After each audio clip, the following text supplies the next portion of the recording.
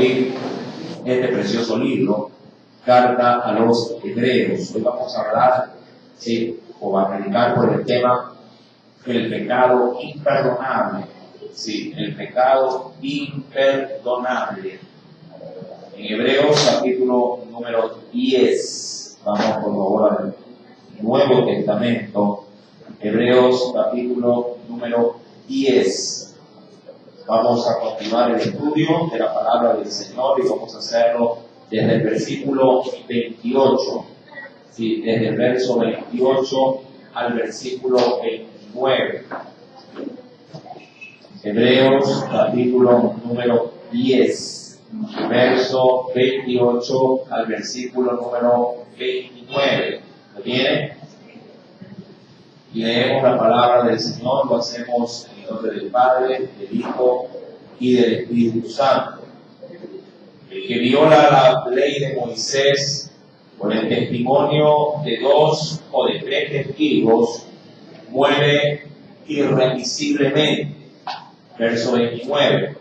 ¿Cuánto mayor castigo pensáis que merecerá el que pisoteare al Hijo de Dios y tuviere por inmunda la sangre del pacto, en la cual fue santificado e hiciere afrenta al Espíritu de gracia? Amén. Hasta ahí la lectura de la palabra. Vamos a inclinar el rostro, vamos a hacer una breve oración.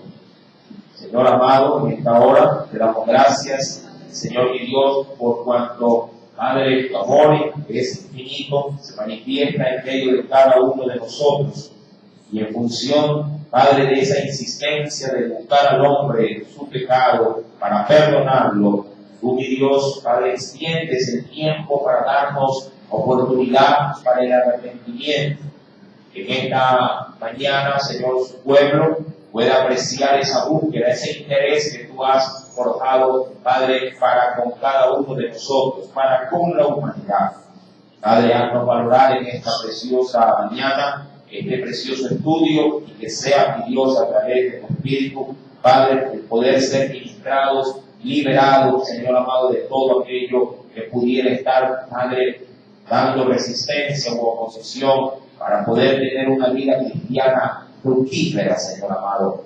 De la misma forma, extiende tus misericordias a los pequeños, Señor amado, de la escuela bíblica, que ellos también puedan ser, Dios, enriquecidos, así como nuestros amados pequeños también en la iglesia, allá en la flor de Bastión. Que esas misericordias tuyas, pues, oh Dios, se manifiesten de una manera grande en medio de nuestra iglesia. Te lo suplicamos en el dulce nombre de Cristo Jesús y te damos gracias por el Padre, Hijo y Espíritu Santo. Amén y amén. Bien, cuando vamos a la carta, acompáñenme por favor, Hebreos, capítulo número 10, nos dice el Señor en el versículo número 28, y también, versículo número 29, el que viola la ley de Moisés, y dice ahí, por el testimonio de 2 o 3 testigos, ha de morir, dice la Escritura, irremisiblemente. Recordando la enseñanza pasada, porque siempre es menester tener como referencia el contexto de la Escritura. El Señor venía hablando con respecto al transgredir en los mandamientos o en la gracia que Dios nos dio, de una manera, diríamos, con avidez o con conocimiento. Todo aquel que peca deliberadamente, dice la Biblia, que ya no hay más sacrificio por los pecados. Eso desde el versículo número 26. En función de ese quebrantamiento de su palabra, en el versículo número 28, dando o resaltando aspectos de la ley, porque recuerde que esta carta, la carta a los Hebreos, es como usted ya lo ha podido apreciar, es un paso en el nivel que llevará al pueblo judío hacia la gracia de Cristo Jesús. Recuerde siempre eso. Hebreos es un paso en el nivel que uno de pronto podría llegar a tomar para evitar el tránsito tan afluyente en medio de una avenida. Mi amado hermano, esta carta lleva, obviamente, conlleva muchos aspectos de la ley para que el judío pueda también enmarcarse, digamos, o identificarse, ¿sí?, con las disposiciones propias de los antiguos mandamientos o de las leyes y poderlo conducir de la mejor manera a Cristo Jesús. Ahora, ellos reconocían este mandamiento, el versículo número 28, el que viola la ley de Moisés habría de morir, pero claro, para que esto se pueda llevar a cabo tenía que, en algún momento de acusación, tenía que haber testigos de por medio. Aun cuando ese no es el tema que quiero resaltar en esta mañana, igual vamos a tener que, obviamente, verlo. Si uno va al Antiguo Testamento, acompáñenme de Deuteronomio, por favor. Sí, vayamos al quinto libro de la Biblia. Es igual importante, sí, poder recordar y resaltar estos versículos bíblicos. Venga al capítulo número 30, sí, y 2 del libro de Deuteronomio, sí,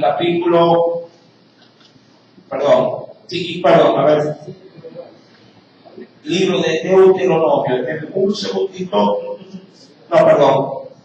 sí, libro de Deuteronomio, vamos a ver un texto referencial también, y luego pasaremos al libro también de Isaías, que también ahí se lo resalta. Vayamos al libro de Deuteronomio.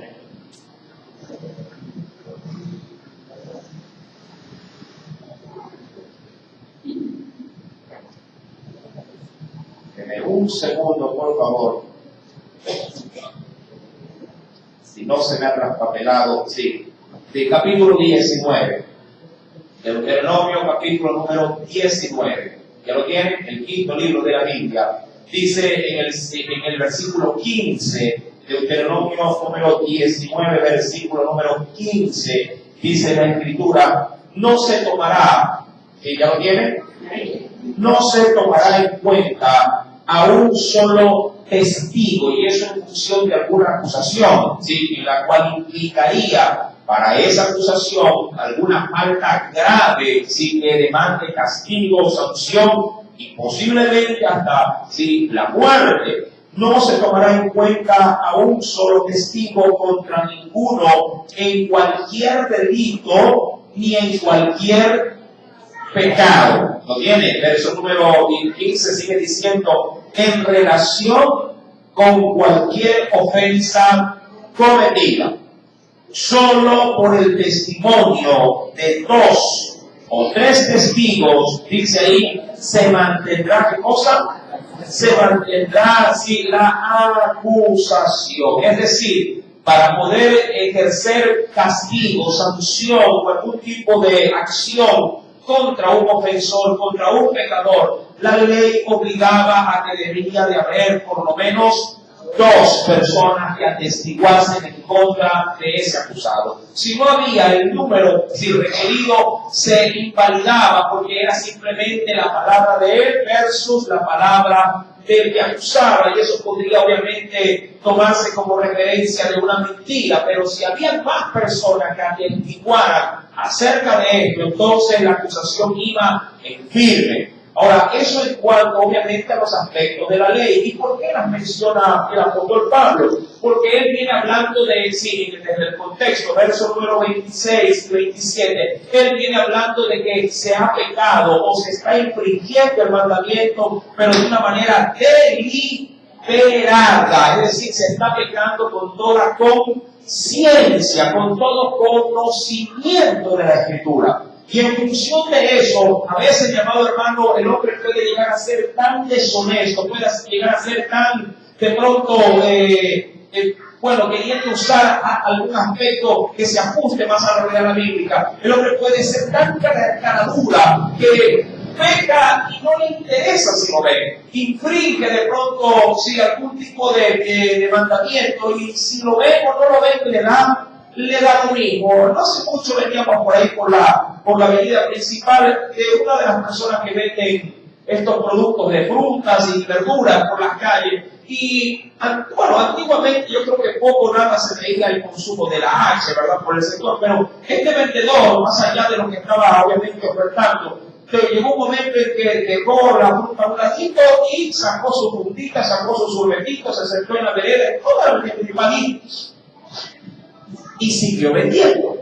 Sí, uno puede llegar a estimar, en todo caso, sí, hasta dónde puede llegar el endurecimiento del corazón del hombre, y no le interesa o no le importa luego de haber pecado o de mantenerse en el pecado si lo llegasen a ver o no.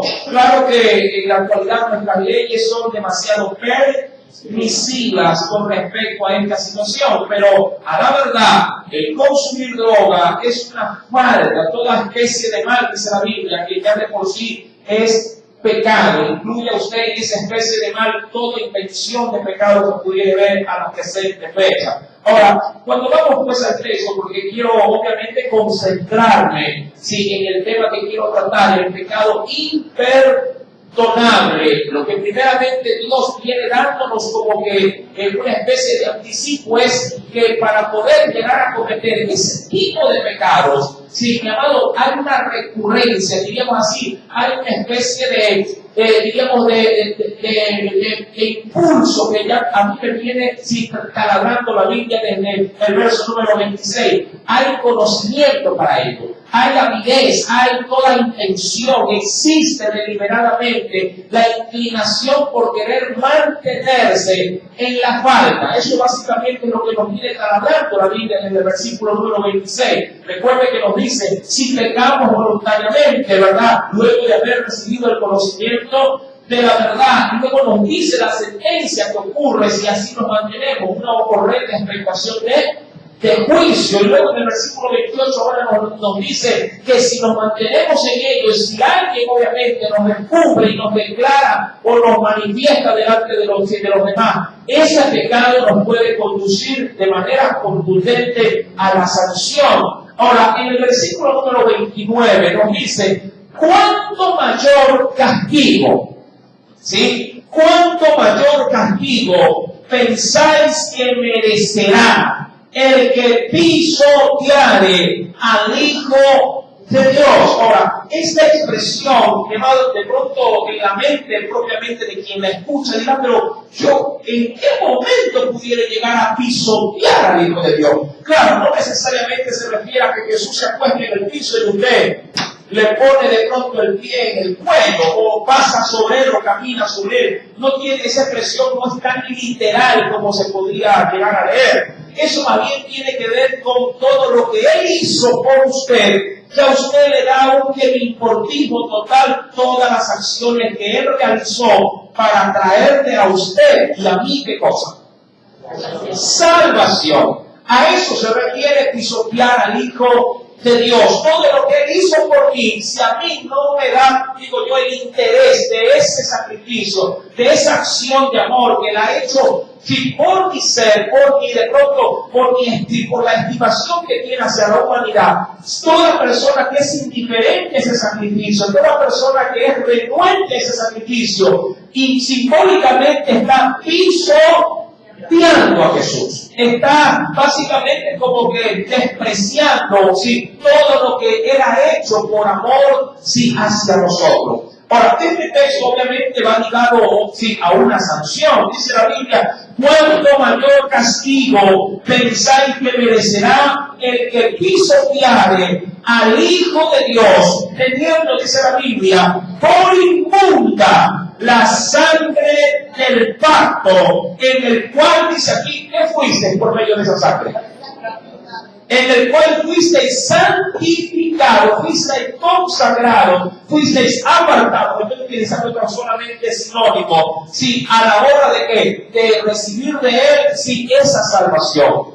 Jesús, mi amado hermano, nos santifica por medio del sacrificio que Él realiza en la cruz. Pero sin embargo, todo aquel que menosprecia ese sacrificio, que menosprecia esa acción dada para mí, dice la Biblia, al no tener por inmundo ese pecado, ese sacrificio, igual, mi amado hermano, que granjeo gratuitamente la sanción. Y a eso se le podría reconocer, y creo que me estoy ya adentrando, al pecado imperdonable.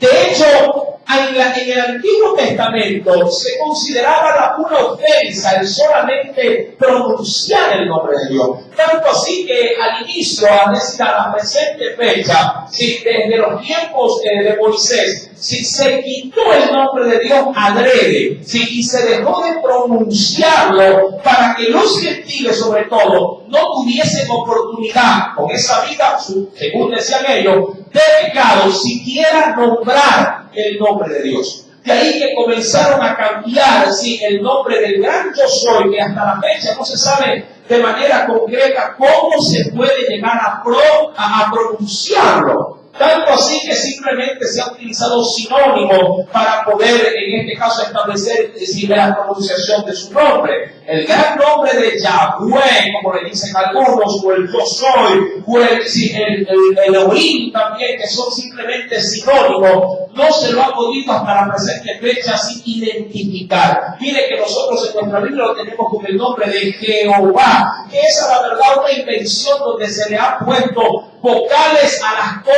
consonantes. Y le digo esto porque en el idioma hebreo no existen vocales. En el idioma hebreo no existen vocales. En el idioma español, griego y en cualquier otro idioma existen vocales de por medio. Pero en el idioma original griego y en el hebreo antiguo, las vocales no formaban parte de su abecedario. Y usted diría, ¿cómo poder pronunciar la letra L con la letra S? ¿Cómo la podría pronunciar? Si no tendría que utilizar qué cosa de por medio. Vocales. Si usted dice L, claro, le pone la vocal E, luego viene la consonante L y luego termina con otra E. Pero si le quito las dos E, ¿cómo lo pronuncia? ¿Cómo lo pronuncia? ¿Verdad que se le haría demasiado complejo poder tartamudear esa consonante? Mi amado hermano, cuando vamos pues a la Escritura, desde estos inicios, hablando del Antiguo Testamento, el nombre de Dios fue sumamente sagrado y la gente pensaba que blasfemar, o con una vida sucia, nombrar el nombre del Señor, ya era una ofensa de muerte. Obviamente, la blasfemia como tal era sumamente condenable. Ahora, yendo a la Escritura, porque vamos a ver algunos pasajes de referencia, ya dentro propiamente del estudio. Venga conmigo, por favor. Si quisiera de primera mano ver lo que nos dice Hebreos capítulo número 6. Me procedo un poco para poder adentrarnos en el tema que nos compete en esta mañana. En la carta a los Hebreos, capítulo número 6. ¿Lo tiene? Sí, dice el Señor en el versículo número 4, vamos a comenzar a meditar en esto. Dice el Señor, versículo número 4, porque es imposible, dice, ¿ya lo quiere? Hebreos 6, verso 4, porque es imposible que los que una vez fueron iluminados y gustaron de qué? Del don celestial. La pregunta es, ¿a qué se refiere la palabra? Cuando habla de que aquellos que una vez degustaron, saborearon, palparon el don celestial. La pregunta es, ¿qué entiende usted por el término don celestial? ¿Qué entiende? Hablando de que estos obviamente están recibiendo un mensaje, el cual obviamente lo es no para un pueblo que no conoce de Dios, sino para un pueblo con pleno conocimiento del Señor. Aquí usted le pueda, de pronto ya en el ámbito cristiano, aquí le puede llamar el gran don de Dios para sí, el primer y gran don de Dios para usted. La salvación posiblemente. Hay otros que lo podrían asociar con el don de quién, allá hablando de una persona como tal. ¿Quién da dones a los hombres? El Espíritu Santo. Cuando se habla de don, se habla, vuelvo y repito, de ese regalo que Dios otorga a los hombres cuando estos vienen a sus pies. Y la Escritura nos dice, es imposible que los que una vez gustaron o fueron iluminados, del don celestial y fueron hechos partícipes. Ahí se habla de manera directa. ¿De quién fueron partícipes? Del Espíritu Santo. Es decir, fueron estos de alguna forma ya revestidos de ese poder de Dios, de ese poder que la iglesia lo anhelaba y lo esperaba a todo su esplendor. Una vez que Cristo, sí, al partir les dijo, no vayan a ningún lado, quédense en Jerusalén hasta que seáis investidos de poder. Y hablando obviamente de quién, del Espíritu Santo. Ahora, está hablando no de gente inconversa, no de gente que no haya sido creyente, sino de gente que ya ha saboreado, ¿sí?, todo este festín espiritual. De ellos, mi amado, dice la Biblia, que han sido granjeados de estas bendiciones. Verso 5. Y así mismo también gustaron de qué. Ahora, aquí podríamos separar esto en tres secciones. Hemos gustado del don que, visto por el contexto, podría decir que es el don de la salvación. Segundo, hemos degustado de qué más, luego de aquello, del poder del Espíritu Santo. Y tercero, hemos degustado del rico, digamos, potaje bíblico, que es la palabra. Pregunto, ¿quiénes sí son los que se aprovechan de todo esto? ¿Acaso no es la iglesia? ¿Acaso no son quienes? Los creyentes, los que sí han sido enriquecidos con toda esta variedad de alimento espiritual. Dice pues la Escritura, y versículo 5, y asimismo gustaron de la buena palabra de Dios, y lo que es mejor, y los poderes también de qué, del siglo venidero. Ahora, cuando se refiere a poderes, se refiere a todos los beneficios que recibe un cristiano llamado como autoridad para poder ejercer en el nombre del Señor aquí en la tierra, sí, llamado grandes milagros y acontecimientos que el Espíritu nos logra, sí, en este caso, repartir a cada uno de nosotros. Si un inconverso, llamado hermano, no podrá tener, o una persona no creyente, no salva, no podrá tener la autoridad de echar en el nombre de Jesús, ¿qué cosa? Fuera del demonio. No podrá tener el precioso, máximo, maravilloso don de profecía, el don de lengua, el don de ciencia, de sabiduría, de interpretación de lengua. Esos poderes, esa autoridad, Jesús, el Espíritu Santo y nuestro Dios, la ha otorgado a quién? A la iglesia. Pregunto, ¿está hablando de gente inconversa? No, está hablando a gente aparentemente bien cristiana, ¿sí? Y a ellos, dice la Escritura, versículo número 5, dice, y luego de haber experimentado los poderes del siglo venidero, verso 7, sí, verso número 6, y recayeron.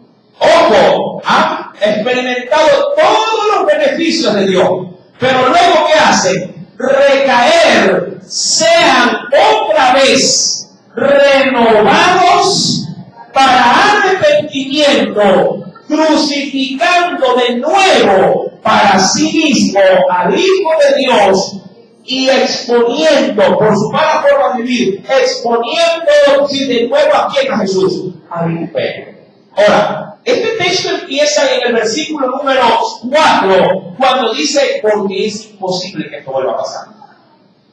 Es imposible que esto pueda volver a pasar. ¿Qué cosa? Que luego de haber sido salvos, haber recibido la salvación, haber recibido el Espíritu Santo, haber recibido los dones y el conocimiento de su palabra y todos estos beneficios de autoridad, luego de haberle conocido con esta gama, con esta profundidad, es imposible que vuelvan a qué cosa, según el versículo número 6, volver otra vez a qué, a la arrepentirse. Volver otra vez a qué, a insertarse dentro del cuerpo de Cristo. Dice la Biblia, porque esto ya es imposible. La gente dirá, ¿por qué es imposible? ¿Por qué? Mi amado, cuando uno llama a la Biblia y comienza a ahondar en el tema, Jesús dijo que todo pecado le podría ser perdonado a los hombres. Todo pecado. Y aún toda ofensa en contra del Hijo de Dios. Pero lo que no le será perdonado, ni en esta, decía Jesús, ni en la futura generación, es la ofensa o la blasfemia, sí, contra el Espíritu Santo. Y esto, vamos a verlo a través de la Escritura. Mira lo que nos dice pues el Señor, y venga conmigo por favor, sí, al Evangelio de Mateo.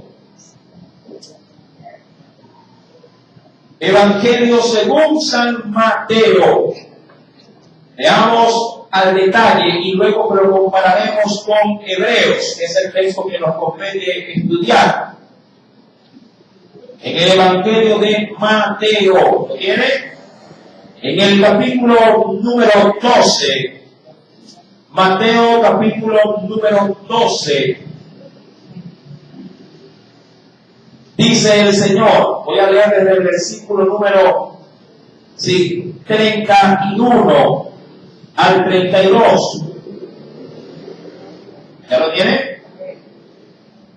Por tanto, os digo, todo pecado y aún toda blasfemia. Ahora, para poder, antes de seguir leyendo, para poder discernir, no sé qué usted entienda por el término blasfemia, pero te puedo dar un pequeño significado. Es toda, si la blasfemia es toda expresión, ojo, la blasfemia es toda expresión o acción, ojo, es toda expresión o acción injuriosa e irreverente contra Dios. Y cuando digo contra Dios, hablo contra todo lo que Él representa. Sí, entendiendo que Dios es Dios Padre, Dios Hijo y Dios Espíritu Santo. Repito, sí, blasfemia es considerada como toda expresión o acción injuriosa e irreverente contra Dios. ¿Sí lo tienen? Sí, esto básicamente es el concepto, sí, de manera bíblica de lo que es una blasfemia. Contra Jesús blasfemaron a más no poder, sí, y por eso con blasfemia lo llevaron ante Pilato, lo llevaron ante el Sanedrín y lo mataron. Ahora, sigo leyendo Mateo capítulo 12, verso 31. Por tanto os digo, todo pecado y blasfemia, ya sabe a lo que se refiere, será perdonado a los hombres, ¿sí? Mas la blasfemia, y aquí es donde comenzamos, ¿sí?, a ahondar en profundo. Es decir, toda blasfemia contra el Espíritu no les será perdonada. Versículo número 32, ¿podrían leernos, por favor?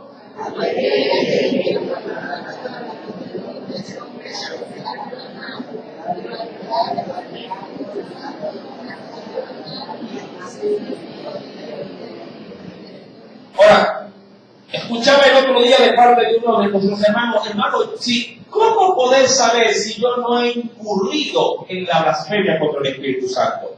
O si en algún momento hablé contra el Espíritu de Dios, ahora que soy cristiano, ¿soy realmente una persona lavada o perdonada por Jesús? Mi amado hermano, es evidente que esta declaración de Jesús es tajante. Esta declaración de Jesús tiene simplemente una sentencia más que una oportunidad. Todo hombre que blasfema contra el Espíritu Santo no podrá recibir perdón, ni hoy aquí, ni en el siglo venidero. Es decir, que es un zombie, sería de pronto utilizar el término. Tiene vida, pero al mismo tiempo está muerto. Viviendo, está muerto. Ahora, ¿cómo poder entender acerca de la profundidad de estas palabras y de la gravedad, obviamente, de lo que implica la blasfemia contra el Espíritu Santo? Ahora, si usted vuelve a Hebreos, sin perder Mateo, si usted vuelve a Hebreos, en el capítulo número 10, verso 29, Hebreos capítulo número 10, verso número 29, por favor, lea con detenimiento lo que dice. A manera de pregunta lo dice en el versículo 29. ¿Cuánto mayor castigo pensáis que merecerá el que pisoteare al Hijo de Dios? Ya usted sabe que se está refiriendo a qué acción propiamente. A la acción salvífica, ¿verdad?, que Él realizó por usted y por mí. ¿Cuánto mayor castigo pensáis que merecerá el que pisoteare al Hijo de Dios? Y tuviere, como cosa relacionada, y tuviere por inmunda la sangre del pacto, el cual fue santificado, ¿sí?, y dice, o en la cual, perdón, fue santificado. Y ahí, en esa última parte, subrayela, e hiciere afrenta.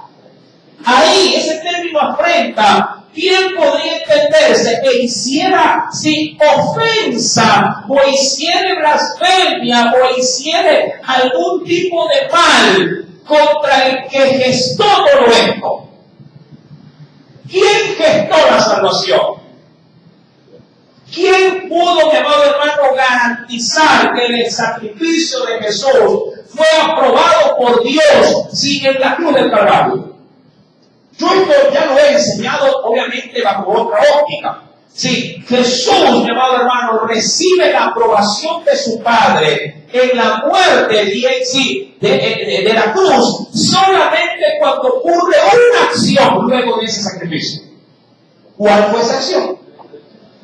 La resurrección. Si Jesús no hubiera resucitado, su sacrificio no hubiese tenido valor, validez. ¿Por qué? Porque si él moría como muere cualquier hombre y se quedaba en la tumba, mi hermano, no hubiese podido darnos la garantía de que su sacrificio y su labor fue realmente aceptado por Dios. La pregunta del millón: ¿por qué, o por quién resucita Jesús?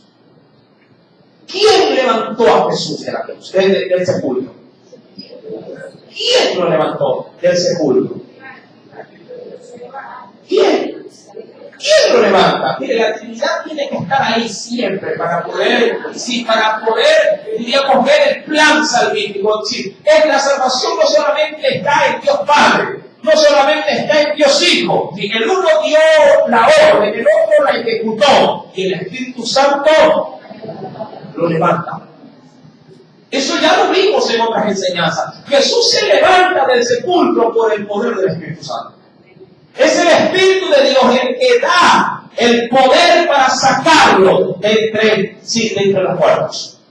Y como Él aprueba, si dentro de ese plan está incluido, dándole la garantía de la resurrección, para poder decir, aceptamos si el sacrificio, el que obviamente desmerece esa labor, está blasfemando contra el Espíritu.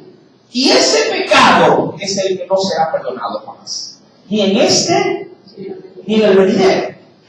Mi amado hermano, es interesante poder ver en el pasaje número 29 de Hebreos 10, donde se nos dice que hiciere afrenta al Espíritu de gracia. Y no se refiere al Espíritu de Cristo, sino al Espíritu Santo. Lo tenemos de hecho con un nombre propio, con una E mayúscula. Dice ahí, que hiciere afrenta al Espíritu de gracia. Y cuando esto, mi amado hermano, cuando esto acontece, en el versículo 31 nos dice, horrenda cosa es caer en manos de un Dios vivo. Como diría, luego de esto, si no te interesa, entonces simplemente ¿qué vendrá sobre la humanidad?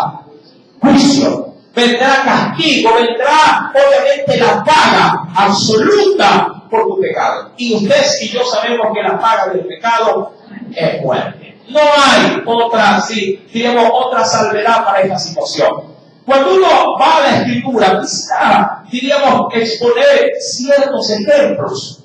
Venga conmigo, por favor, y de primera mano, acompáñeme a la primera carta de Juan, en el capítulo 5. Primera carta de Juan, capítulo número 5.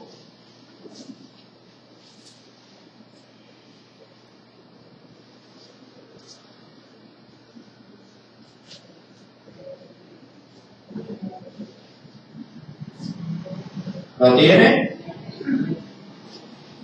Primera carta del apóstol Juan, capítulo número 5. Mira lo que nos dice el Señor. Versículo número 16.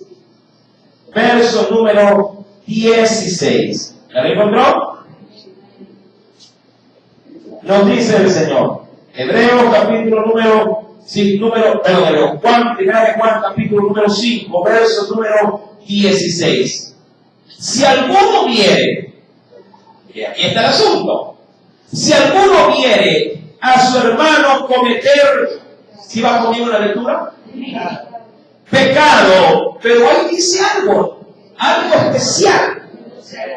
Pecado que no sea de muerte. Ahora, es curioso, ojo, es curioso que en la Biblia, en este pasaje en particular, no entra en detalle de qué es el pecado que no sea de muerte.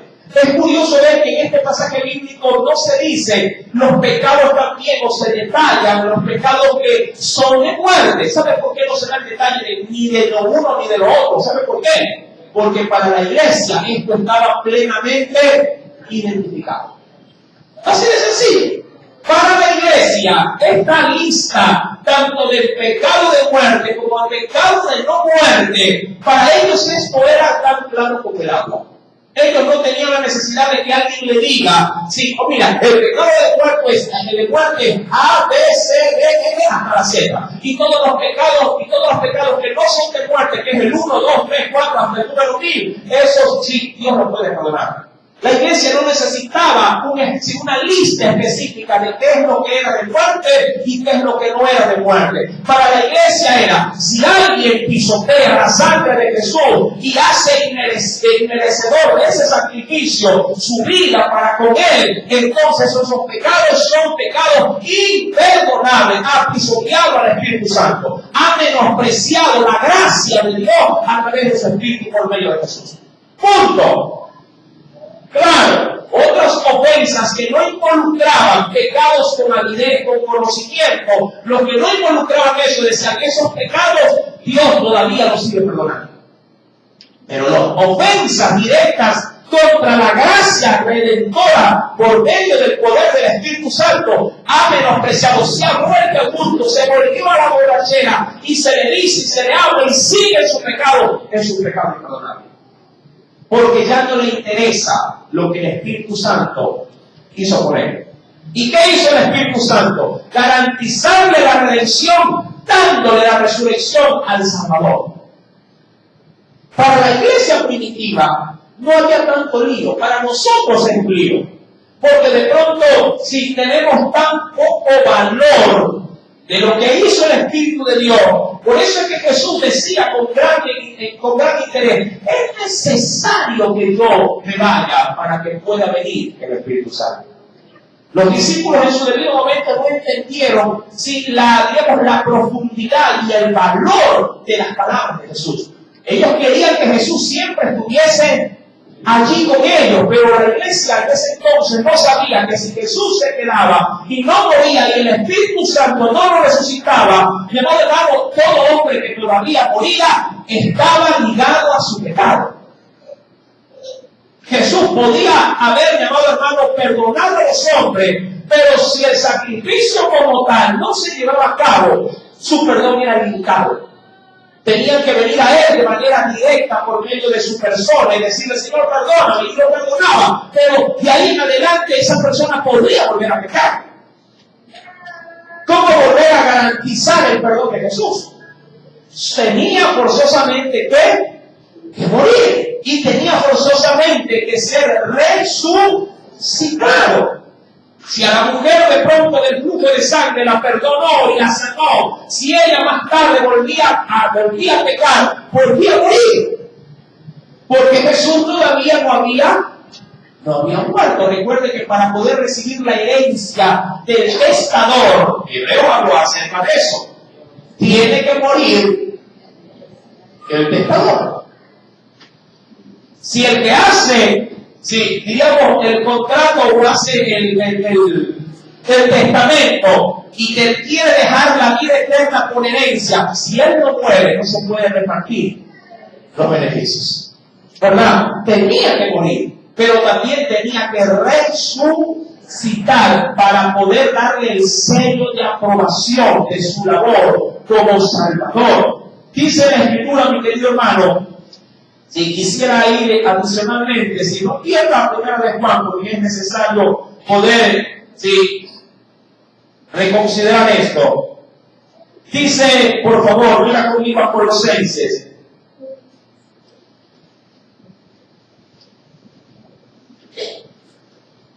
en la carta a Colosenses.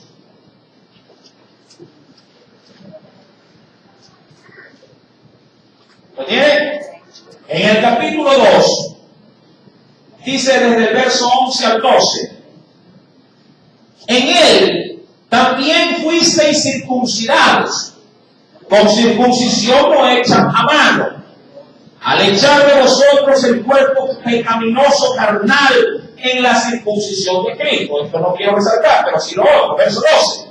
Sepultados con él en el bautismo, en el cual fuisteis también resucitados con él. Y dice ahí, mediante la fe, y utiliza el término, que es el mismo término en griego que utilizó para decirle a la iglesia, recibiréis poder. Sí, para ¿qué dice la Biblia en la parte final? Mediante la fe en el poder de Dios. Y ahí utiliza el término en griego, dunamis. Dunamis, cuando Jesús le dijo a los discípulos, y recibiréis poder, utilizó el mismo principio en griego, dunamis también, y se refería al Espíritu Santo. Si mediante la fe en el poder de Dios que levantó, dice ahí de qué, levantó sí, de los muertos. Si el poder del Señor no hubiera estado ahí, Jesús no se hubiera levantado. ¿A qué poder se refería? Al Espíritu de Dios. Mi querido hermano, dice más adelante, sí, acompáñenme por favor a la Escritura. En Primera de Juan,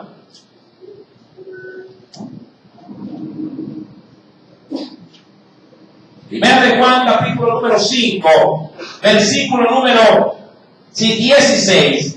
Si alguno viere a su hermano cometer pecado que no sea de muerte. Ahora, hagamos un pequeño ejercicio.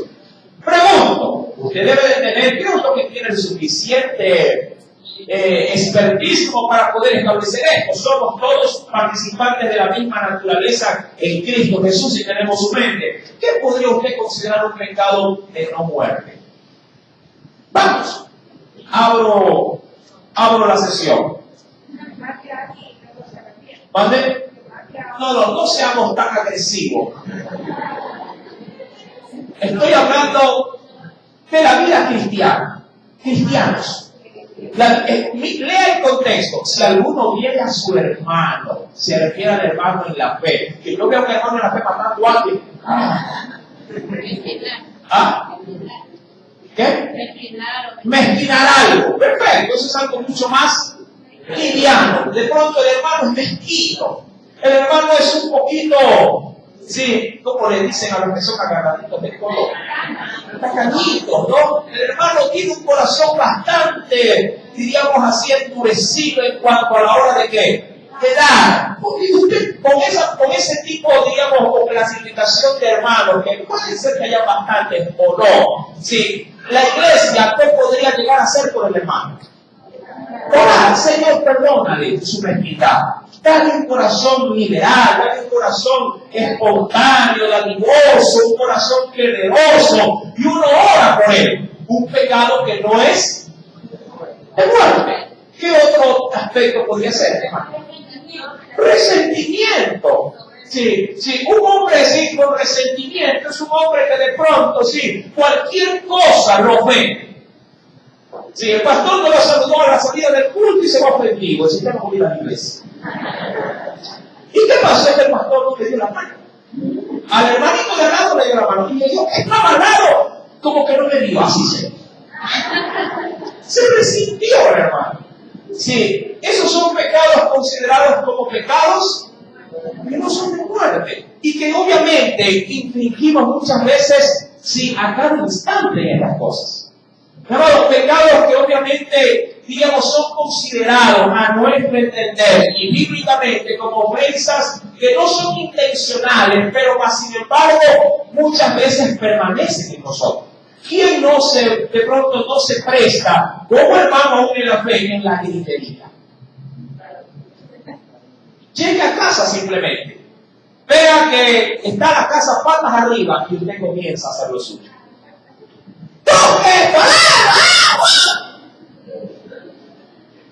Y miren que la gritería es pecado. ¿Verdad? Es pecado la adultería. Porque se pierde el maravilloso don, sí, del dominio, no del demonio propio, dominio propio. Hay quienes tienen demonio propio, déjenlo ir, no se quede con él. Sí, con el dominio propio. Sí. Usted puede ser también impaciente y en su impaciencia puede llegar a actuar con soberbia, le cuento. Sí. Se sienta, está esperando que le traigan el plato, el menú, y al ver que se demoran un poco, usted toma una actitud de no cristiano. Se va, ¿verdad? Tira ahí los platos, si es así, yo mejor me voy a demorar. Se me oye, tranquilo, sé de paz, dice la mujer. ¿Qué de paz? Que no me quiere, claro. Y después el Señor, dame paciencia, Señor. Pecados, son pecados, ¿ah? Sí, son pecados, pero que se podrían considerar pecados no de muerte. En estas ofensas, penosamente, en estas transgresiones, incurrimos.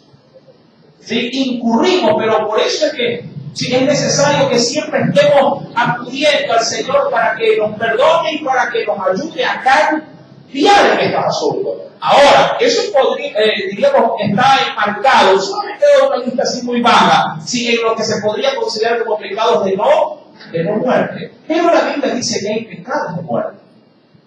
Y todo pecado de muerte puede también entrar en una corchea, en una síntesis alta o grande en cuanto a un listado.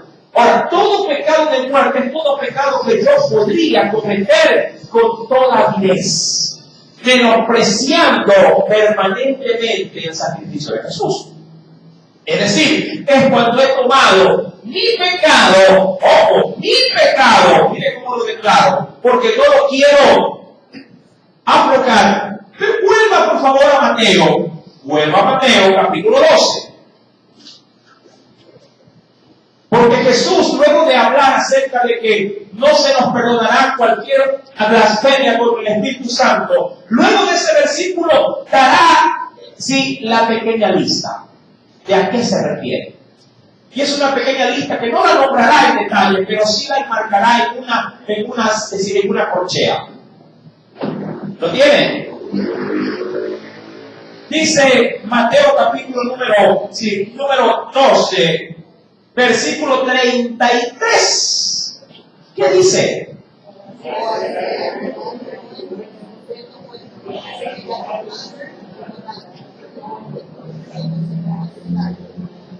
Jesús lo dijo de manera más sencilla y práctica. Un creyente debe dar fruto bueno. Todo árbol que tiene fruto malo, ojo, toda persona que tiene fruto malo y permanece y no quiere que esos frutos nunca se aparten de él, amado, ha incurrido el pecado imperdonable. Si usted es permanentemente esclavo del pecado, hágase amado por el Espíritu, porque nunca le dio oportunidad a la gracia de Dios regenerar su vida. No podría decir, hermano, como decía mi hermana, y si mata el creyente a alguien, bueno, habría que ver los antecedentes del crimen, porque puede ser que haya matado a alguien en defensa propia. Puede ser que haya matado a alguien accidentalmente. ¿Cuántas criaturas a veces jugando no pueden malograr la vida de un hermano? Yo me recuerdo tanto, mi amado hermano, que en una oportunidad en mi familia, una prima mía perdió a su hija. Sí, y la perdió de manera accidental. No se dio cuenta que mientras la nena estaba en la cuna y ella metió la cabecita por en medio de las rendijas de la cama. Entonces le ponen una baranda ahí a manera de corral, ¿sí? Y la niña mete la cabeza y luego se gira y quedó atorada, asfixiada, muy asfixiada. Hicieron una investigación a más no poder. Pensaban que la habían matado, sí, por ahorcamiento. Y querido hermano, sí, muchas situaciones obviamente hay que analizarlas bajo la lupa de la Biblia, ¿no? Pero obviamente un hombre, una mujer redimida que no ha dejado su pecado, permanece en él, ha afectado al Espíritu Santo, no le ha dado valor a lo que ha hecho el Espíritu de Dios por su vida. Una persona que permanece en su pecado, obviamente no es salva. Y si esa persona no cambia su actitud, no cambia su forma, su estilo perverso de vida, obviamente no podrá recibir perdón ni aquí ni en la venidera. Dice la Biblia en el versículo número 16, si alguno, primera de Juan 5, si alguno quiere a su hermano cometer pecado que no sea de muerte, pedirá y Dios le dará, mire, y Dios le dará vida. Ahora, un pecado de muerte sencillo. Usted, sí, de manera, diría, sorpresiva, se mete por una calle que de pronto usted nunca pensó, sí, y meterse o girar por esa calle. Y en sorpresa ve a su hermano en la fe, sí, drogándose. Ahí lo ve. Usted dirá, bueno, ¿qué está pasando? ¿Cómo así usted? Si está en esta práctica. Y él dice, no, tranquilo hermano, ¿por qué vino por esta calle? Me recuerdo tanto que una vez vi a negocio conmigo hace años atrás. Y viendo el programa, sí, vi a un hermano del seminario, me recuerdo. Sí, en ese entonces creo que era el último programa de un fin de año. Y el hombre ganó una moto, le cuento. Pero claro, ustedes conocen a Polo Bonerizo. El hombre es bastante denigrante a la hora de burlarse de los defectos de los demás. Y él tuvo que pasar por un concurso un poquito particular hasta el punto de que se tuvo que poner un traje de niño, sí, y hacer una mímica un poquito, diríamos así, denigrante. Sí, y yo le digo, varón, yo no vi en la televisión, le dije el primer día de clase, y él lo primero que me dice es, hermano, ¿usted por qué ve esos programas?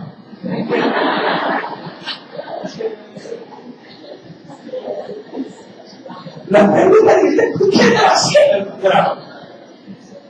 Bueno, no quiero hablar de que hubo pecado, eso ya lo estima Dios. Pero si usted llega a ver de manera ocasional a alguien que está haciendo ejecución de un pecado, y obviamente no le ve a él ningún tipo de redarguir, ningún tipo de cambio, ningún tipo de manifestación de arrepentimiento, es, mi amado hermano, más que sobreentendido poder llegar a pensar que el hermano ha incurrido en pecado de muerte.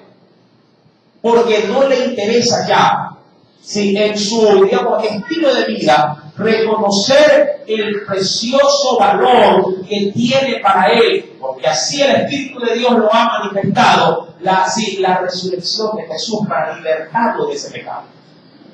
Esto, mi querido hermano, agrava, obviamente, y nos hace ver dentro de la Escritura que, si bien es cierto, Dios puede dar vida a aquel que reacciona frente al mal que ha cometido. Luego también dirá en el versículo número 16, en la parte capítulo 5, nos dirá, hay pecado de muerte por el cual yo no digo que se viva. Yo sé que cuando uno pudiese palpar una situación de pecado en alguien severo, por así decirlo, uno podría decir, Señor, ten misericordia de él. ¿Cuántas veces la gente ha venido a una iglesia y luego con tanta ligereza, luego de haber haber levantado su mano, haber hecho la oración de fe, luego sale y al poco tiempo deja de venir? Y usted de pronto recuerda, ¿qué será del hermano? ¿Te acuerdas? Sí me acuerdo. Y caminando luego lo ve sentado con una java y los amigos hablando. Bueno, hermano, ¿qué pasó? No, dice, yo todavía estoy ahí, dice, pensando. Luego me reconcilia con el Señor.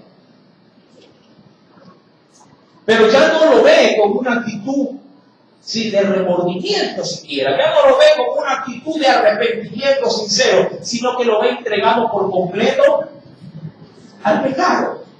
Esa persona no ha valorado lo que Jesús hizo por él. Esa persona ha pisoteado la sangre del pacto de Jesús y por medio de sus acciones provoca que los demás pisoteen a Jesús. Se ha hecho piedra de tropiezo. Porque ahí Ahí se le burlarán, dirán los amigos, dirán el compadre, dirán la comadre, que usted iba a la iglesia, sí, pero yo acompañaba a mi mujer. Y él se vuelve opositor sin darse cuenta, se vuelve una piedra, una muralla que no dejará ni él entrar ni a otros ingresar. Y dice la Escritura en el versículo 16, si esto es para los que cometen pecado que no sea de muerte, hay pecado de muerte por el cual dice ahí, yo no digo que se pida. Mi amado hermano, dice por la Escritura, y venga conmigo a Hebreos, capítulo número, quisiera ver otra referencia bíblica. Vayamos a otro texto de referencia. Y mire con detenimiento también qué nos dice el Señor. Allá en Hebreos capítulo 6. Quisiera volver nuevamente al texto. Hebreos capítulo número 6. Dice el Señor del versículo número 7 al 8, tomando una especie como que de analogía. Dirá el Señor. ¿Lo tiene? Dice el Señor, porque la tierra que debe la lluvia, que muchas veces cae sobre ella, eso hablando de manera simbólica o alegórica de lo que Dios ha hecho en nuestra vida, y produce hierba provechosa a aquellos por los cuales es labrada, recibe ¿qué cosa esa tierra? ¿O qué recibe la gente que cultiva esa tierra? Recibe bendición de Dios. Pero la que produce espinos, es decir, recibe la misma lluvia, pero ¿qué produce? ¿Qué podríamos decir? Hay árboles que pueden llegar a ser muy nutritivos y su fruto puede ser de gran beneficio, pero hay árboles que también pueden dar, o arbustos que pueden dar hierba venenosa. Pregunto, ¿los dos árboles recibieron la misma agua? O Dios dijo, voy a mandar agua buena al árbol bueno y después voy a mandar agua mala, contaminada, voy a hacer llover sobre las hierbas venenosas. No, todas reciben la misma calidad de agua. En la iglesia todos reciben la misma porción y los dones del Espíritu Santo. Dios no dice, a este le voy a mandar espíritu de mentira para que sea mentiroso. No. Dice pues la Escritura, pero la que produce espinos, verso 8, y abrojos es reprobada, está próxima a ser maldecida y su fin es el ser quemada. Mi amado hermano, hay una expresión que quisiera compartir de un autor, el cual nos dice lo siguiente, lo leo. La actitud de la blasfemia contra el Espíritu Santo, en el cual se nos dice que no será perdonada, se puede llevar también a considerar como vivir de manera en la que se menosprecie la fe, la cual, dice este autor, puede ser una blasfemia o un pecado muy grave. ¿A qué se refiere? Da dos referencias, se las comparto. Primera de Timoteo, capítulo 1. Primera carta de Timoteo, capítulo número 1. ¿Bien? Primera carta de Timoteo, capítulo número 1.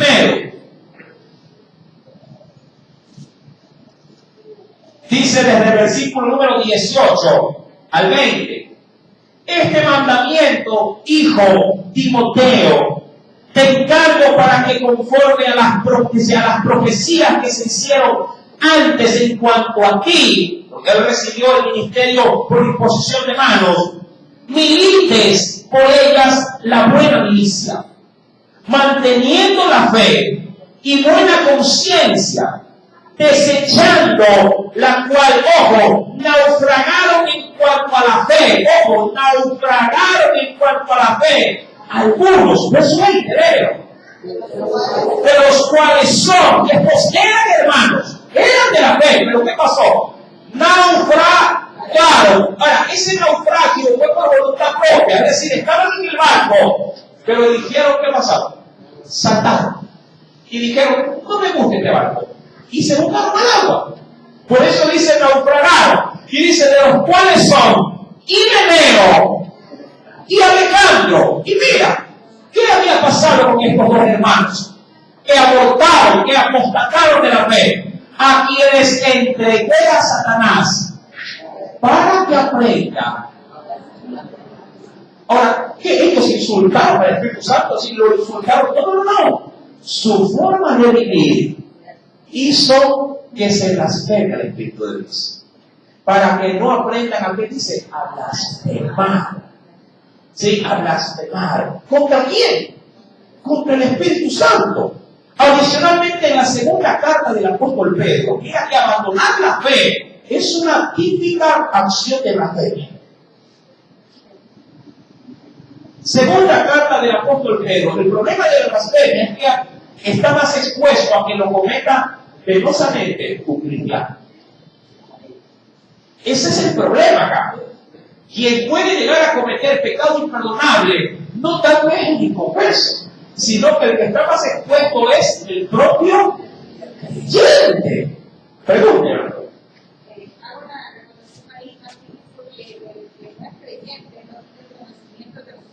Exacto, es decir, esa persona de afuera desconoce estas cosas, pero los que estamos adentro conocemos perfectamente las reglas del juego, por así decirlo, ¿verdad? Es como en casa, ¿quién no conoce las reglas de la mamá o del papá? ¿Verdad? El de afuera puede levantarse a las 10 y decir, tía, sí, dame el desayuno. Y el hijo dice, oye, dame el desayuno a esta hora. Mi mamá nos sirve a las 7. Si te levantas a las 10, te toca prepararte a ti mismo, ¿verdad que es así? Mi amado hermano, dice pues, segunda carta del apóstol Pedro, y gracias por la acotación, segunda carta del apóstol San Pedro, capítulo número 2. Sí estamos aprendiendo, ¿verdad?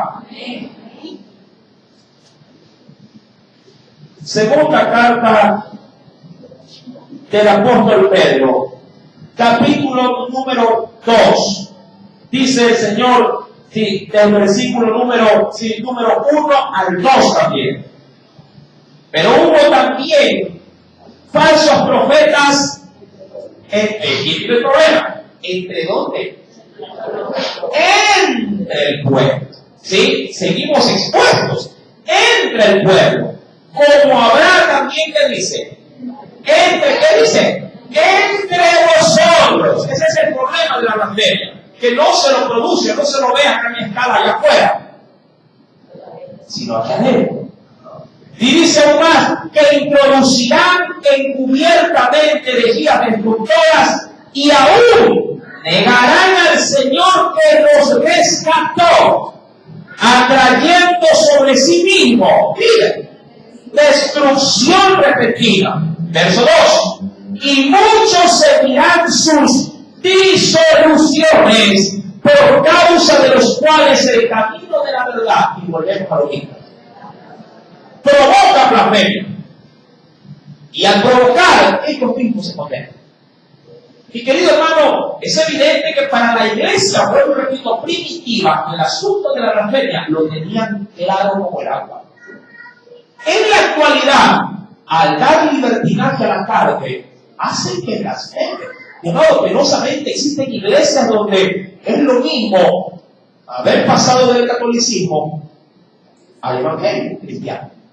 ¿Por qué? Porque en el catolicismo, por así decirlo, en cuanto a la práctica de la fe, sus vidas eran tan libertinas, ¿sí? Y quieren traspasar todo ese libertinaje, pero ahora al círculo social cristiano evangélico.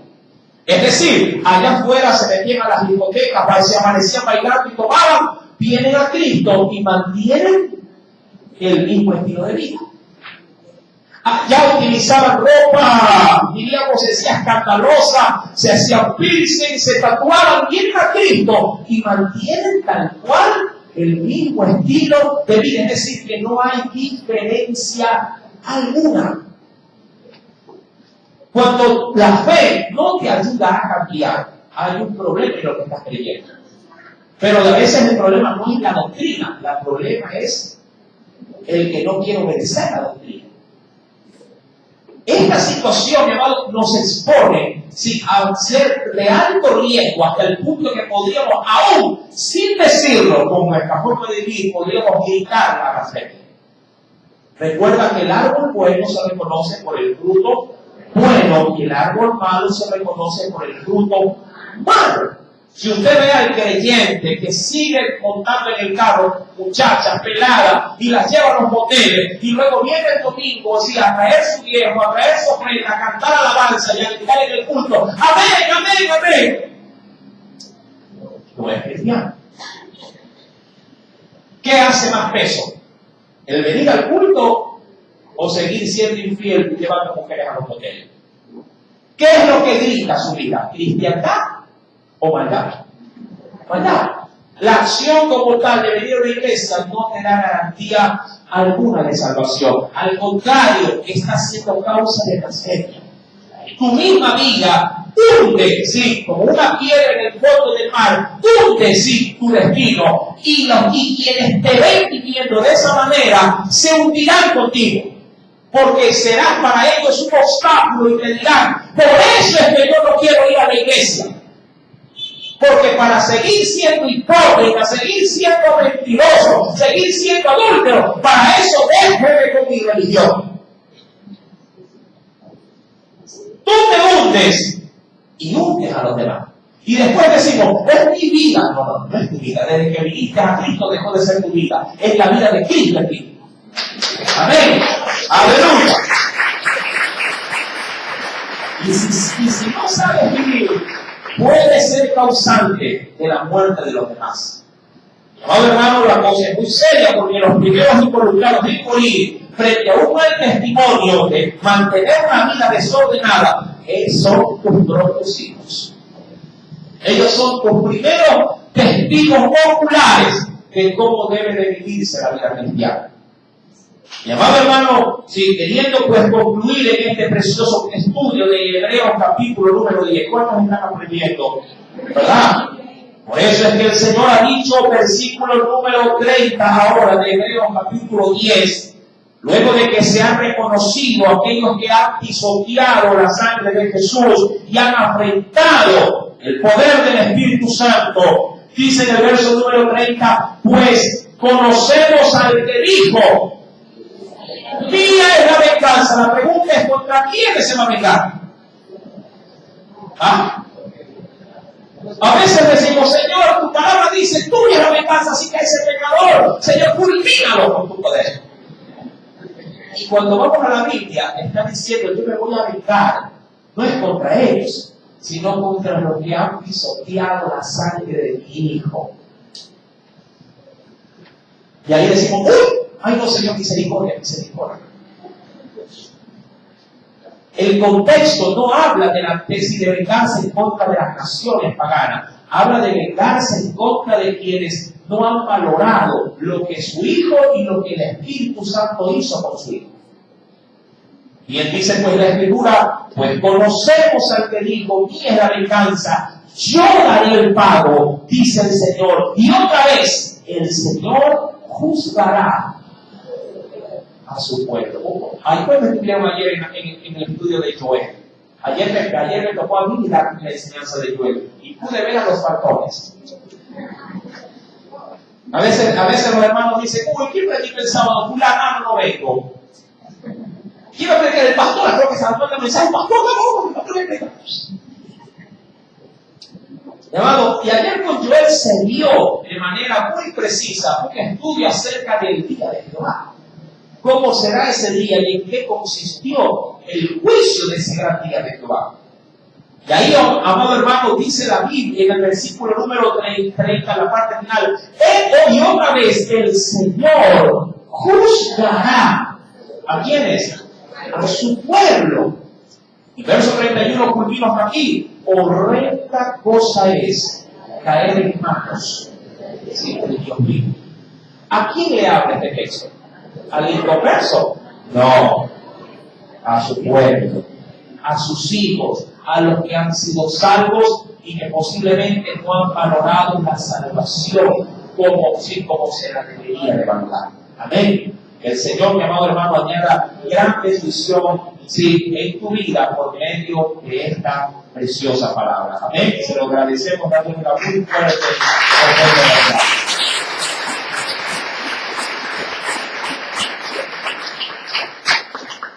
Romanos 8:11, quisiera leerlo para culminar. Él dice, porque lo estaba buscando para que tú te vayas con toda la convicción y la seguridad de lo que hoy se ha enseñado.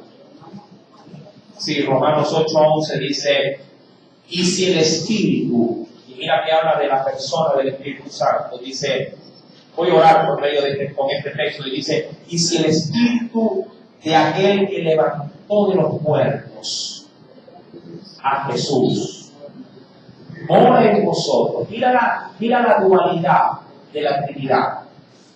Y si el Espíritu, ¿quién levantó a Jesús de los muertos? El Espíritu. Y si el Espíritu de aquel que levantó de los muertos a Jesús, ¿dónde mora ahora? Mora en vosotros. El que levantó de los muertos a Cristo. ¿Quién fue el que levantó de los muertos a Cristo? Ajá. El que levantó de los muertos a Cristo Jesús vivificará también vuestros cuerpos mortales por su Espíritu que mora en vosotros. Señor, te doy gracias, porque el mismo Espíritu que levantó a Jesús de los muertos es el mismo Espíritu que mora en mí.